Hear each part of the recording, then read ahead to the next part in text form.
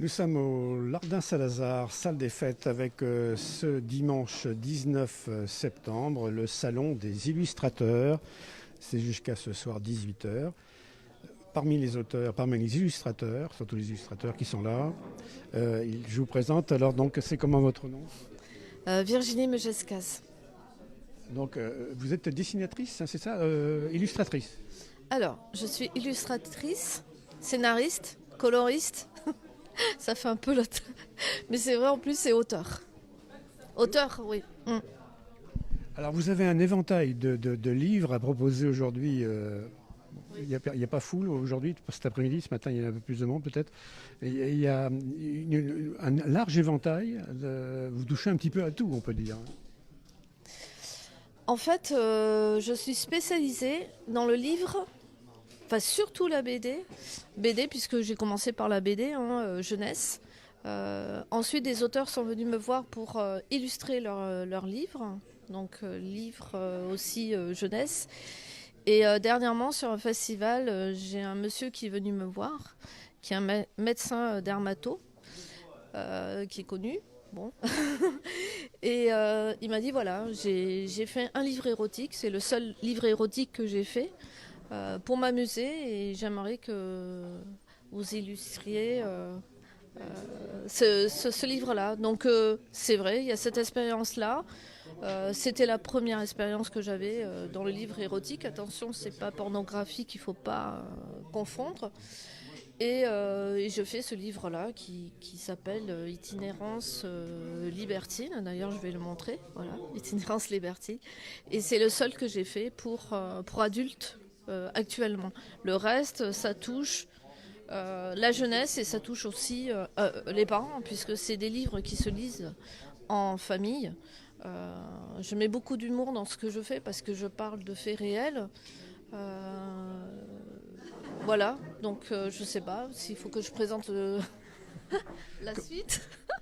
Alors, comment vous êtes tombé dans ce, voilà, là-dedans, enfin, dans ce plaisir enfin, ce travail d'illustrer? Alors je m'appelle pas Obélix, mais depuis petite en fait, je dessine depuis petite, je suis tombée dans la marmite de l'illustration et je ne fais que dessiner, que dessiner. C'était à l'école, sur les tables, je dessinais partout où je pouvais dès que j'avais un crayon, donc c'est vraiment en moi. Ensuite, je suis partie à Paris, j'ai fait les beaux-arts. Parce que je voulais être dans la décoration un peu, faire des fresques, apprendre l'histoire de l'art parce que c'était hyper important. Donc j'ai étudié à l'époque du Rodin, du Michel-Ange et tous ces maîtres qui nous permettent d'apprendre l'anatomie, etc. Et ensuite, je suis allée à Bordeaux, j'ai fait art appliqué. Je suis restée une année, mais je me suis plus orientée vers l'art plastique parce que dans l'art plastique, il y avait une section BD et j'ai passé un diplôme de dessinatrice en publicité. Donc voilà, je fais ça depuis très longtemps. Puis un jour, je me suis lancée dans la BD parce que j'avais une histoire dans la tête. Et j'ai commencé à la raconter. Puis j'étais avec une amie qui avait ses enfants. Donc on avait les enfants autour de la table et donc la mienne. Et j'ai commencé à raconter ce que j'étais en train d'écrire et ce que je voulais illustrer. Et on a fait l'histoire ensemble. Et du coup, cette amie, elle a été auteure de ce livre-là. Et ça a commencé comme ça, sur une histoire qui partait de Saint-Malo avec tout plein de choses. Et puis j'ai continué parce que dans tout artiste, vous avez votre fan club. Il y en a qui vous aimeront, il y en a qui aimeront pas. Ça, j'accepte complètement. Mais quand les gens vous suivent et puis vous demandent une suite, ben, pour nous, c'est super. C'est pas une question d'ego, c'est tout simplement arriver à faire passer des messages à des personnes, enfin à des enfants, et qu'ils soient lus, soient vus, et c'est ça la réussite. Euh, voilà, c'est beau. Comment on passe professionnel? Parce que c'est bien joli, on peut faire des dessins comme ça, et après on reste toujours amateur, non? Alors c'est vrai que dans ce métier, il faut être édité pour commencer. C'est malheureux à dire parce qu'il y en a qui sont en auto-édition et qui font de très très belles choses. Moi j'ai eu la chance d'être éditée et je suis en auto-édition aussi parce que des fois il y a des éditeurs qui veulent changer un peu notre façon de voir et de faire. L'éditeur qui va vous dire rajoutez des dessins, ça vous fait plaisir, mais celui qui a envie de tout changer, ça vous ressemble plus. Dans ces cas-là, vous avez envie de leur dire vous le faites. Moi mon livre je le garde. Donc c'est vrai que quand vous êtes édité, c'est plus facile d'être invité et d'être reconnu. Après, si vous n'êtes pas édité et que vous faites de belles choses, vous faites les festivals, vous allez voir les gens. De toute façon, il faut être dans l'ouverture. Moi, j'ai commencé comme ça. J'ai commencé sur un gros festival de BD. Et j'étais pas invitée à table parce que j'étais pas du tout connue. Et donc je me suis retrouvée avec mon sandwich sur un terrain vague qui était à côté à le manger. Et c'est Paul Claudel qui est venu me chercher et qui est un ami depuis, qui m'a dit écoute, tu es là, tu es parmi nous, il n'y a pas de différence, donc tu viens manger avec nous. Et je suis rentrée dans le monde de la BD où j'ai rencontré des super gens, Tabary, William, puis Paul Claudel qui est un ami, puis les petits mythos, etc. Et c'est une grande famille où les filles, on n'est pas nombreuses à illustrer de la BD, mais c'est un partage. C'est un partage. C'est le hasard des rencontres. C'est les rencontres, mais il faut être dans l'ouverture. Celui qui fait des choses et qui ne s'intéresse pas aux autres, c'est pas bon non plus, parce que c'est un partage avant tout. Et je retrouve ça sur les salons et les festivals de BD, parce qu'on est tous des enfants à partir du moment où on illustre. Aussi pour des enfants, c'est qu'on est des grands enfants, on a cet enfant en nous et c'est ce qu'on lit et ce qu'on voit à travers ce que nous faisons. Et on a nos trousses, nos gommes, nos crayons, c'est comme à l'école, et puis des fois on se taquine, des fois on se chamaille. Et, et c'est une façon de voir la vie comme les enfants la voient. Et voilà, je crois que pour toucher les enfants, pour toucher les gens, il faut comprendre leur univers. Et cet univers, c'est la jeunesse. Et c'est vrai que sur des salons de jeunesse, vous n'avez que des jeunes dans leur tête. Alors justement, puisqu'on parle de jeunesse, votre livre, c'est comment c'est le titre? J'ose. Ah oui. Ouais, allez, on ose. Alors c'est crotte de nez, poil aux pieds. Voilà, crotte de nez, poil aux pieds, qui se vend très bien. Alors ça se lit en famille, il y a même des personnes âgées, voire des petites mémés qui l'ont lu et qui ont beaucoup rigolé. La crotte de nez parce que voilà, dans les embouteillages, franchement dans les embouteillages à Bordeaux, dans les grandes villes, à Paris, etc., tout le monde se cure le nez. Donc je voulais dire, il faut arrêter, faut arrêter de se prendre pour, voilà, tout le monde se cure le nez, mais qu'est-ce qu'on en fait de ces crottes de nez? Alors c'est vrai que je les ai observées et j'ai vu qu'il y avait diverses façons de les déposer quelque part. Ça m'a donné envie de faire ce livre et d'expliquer pourquoi on a des crottes de nez aux enfants.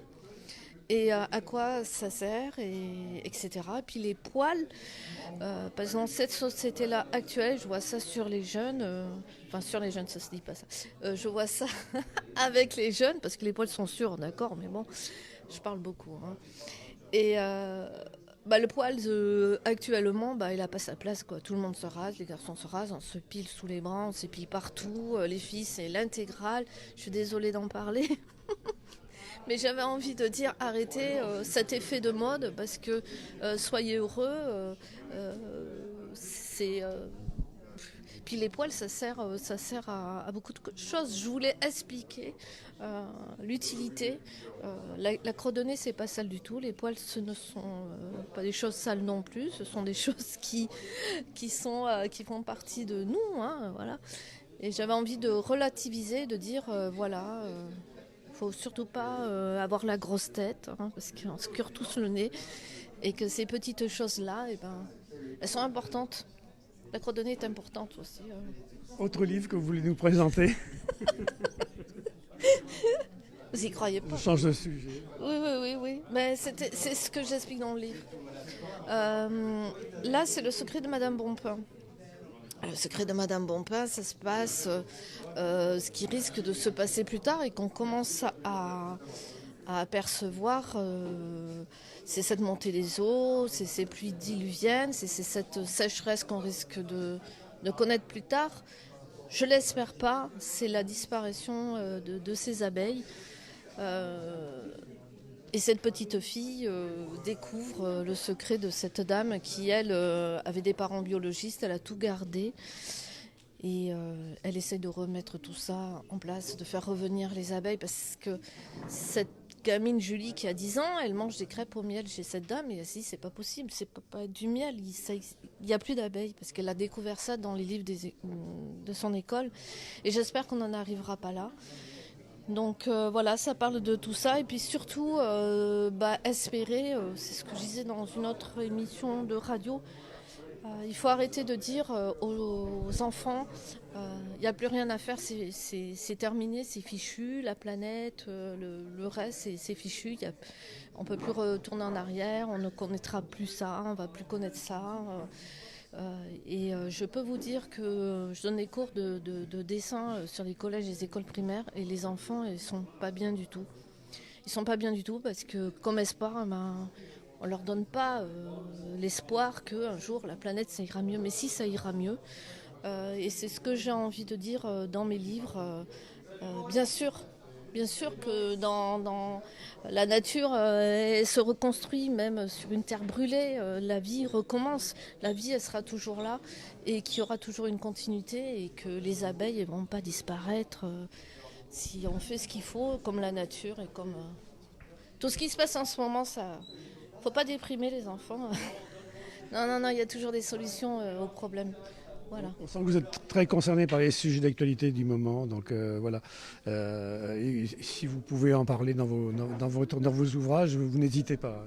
Moi, j'ai parlé du gaz de schiste à une époque où je voyais plein de panneaux ici dans la région, non au gaz de schiste. Donc je me suis arrêtée, je suis allée dans un bar, j'ai dit qu'est-ce qui se passe, on m'a expliqué. Et j'ai fait quelque chose qui explique vraiment. C'est pas passé. J'espère que ça passera jamais. Donc j'ai fait une histoire là-dessus, bien sûr. Un peu imagé, c'est chauve-souris, ils forent dans une grotte. Bien sûr qu'on ne fore pas dans une grotte. Les chauves-souris, elles pètent les plombs, elles attaquent les villageois, etc. Mais à côté de cette histoire-là, j'ai eu le droit de publier des articles sur ça, justement. J'ai une association qui m'a suivie, et j'ai expliqué aussi ce qui se passait et qu'est-ce qui se passerait si jamais on mettait ça en place. Et les enfants sont venus me voir et m'ont dit c'est vrai ce que tu dis. Bah oui, c'est vrai, parce qu'il faut aussi dire la vérité. Faut faut pas leur cacher, quoi. Si on veut pouvoir sauver ce monde, si on peut pouvoir faire des choses, moi je le dis avec humour, donc ça fait rire, oui, ça fait rire quand je parle de crotte de nez, ça fait rire, oui, quand je parle de chauves-souris qui dorment plus, qui sont debout et qui n'en peuvent plus parce qu'il y a un fort pour du schiste. Mais tout ça, il y a une vérité qui est derrière. Et voilà, et moi je continuerai à écrire et à donner de l'espoir, l'espoir aux enfants, quoi. Vous êtes originaire de la Dordogne? Sarlat, je suis de Sarlat-d'Est. Ouais. Voilà. Vous étiez invité aussi chez nos confrères de Sud Radio, si j'ai bien compris. J'ai surtout fait des festivals en Bretagne, sur Bordeaux. J'ai fait aussi des radios sur Bordeaux. J'ai fait aussi un peu partout. Je me balade un peu en France. Pour le livre érotique, Le livre érotique, là, il est sorti pendant Covid. C'est Christian Adam qui en parle, lui, sur quand il va dédicacer. Moi, j'ai fait les illustrations. C'était vraiment quelque chose que je dis pourquoi pas. Donc voilà, j'ai fait ce livre-là qui n'a rien à voir avec ce que je raconte pour les enfants, mais c'est de l'érotisme, et c'est surtout mettre en valeur dans mes dessins la femme, et pas l'image qu'on renvoie actuellement. Ça, je l'ai dit aussi dans une exposition. J'avais envie que la femme ne soit pas une image. La pornographie. La pornographie, c'est. Alors, soit vous regardez la télé actuellement, comment vous expliquez aux enfants? Alors, soit c'est la femme qui est représentée avec des fuites urinaires, ou qui a ses règles, ou qui est un objet de fantasme. C'est pas ça du tout, la femme. Et donc, dans l'illustration, pour ce livre érotique, parce que l'érotisme fait partie de notre vie, évidemment, il en faut. J'ai représenté quelque chose de beau, voilà. Il fait partie du rêve un petit peu. Qui fait partie du rêve et qui laisse la part au fantasme sans y faire des choses qui sont vulgaires. La vulgarité, en fait, c'est... Il n'y a pas besoin de vulgarité pour... moi, je crois que le vulgaire, ça ne donne pas une part à l'imagination et au fantasme. Justement, on a chacun ses propres... à travers ces dessins, les gens ils vont imaginer ce qu'ils ont envie d'imaginer, mais ça reste soft, ça reste aussi. Donc c'est vrai que quand bon là je le présente, l'an s'y intéresse aujourd'hui, mais j'ai déjà présenté ailleurs et en tant que femme c'est pas évident parce qu'on vous demande si c'est vous, on vous demande alors vous avez fait un livre de, je vais pas dire le mot, ils n'ont pas compris, ils font pas la différence entre le pornographie et la pornographie et l'érotisme qui reste quand même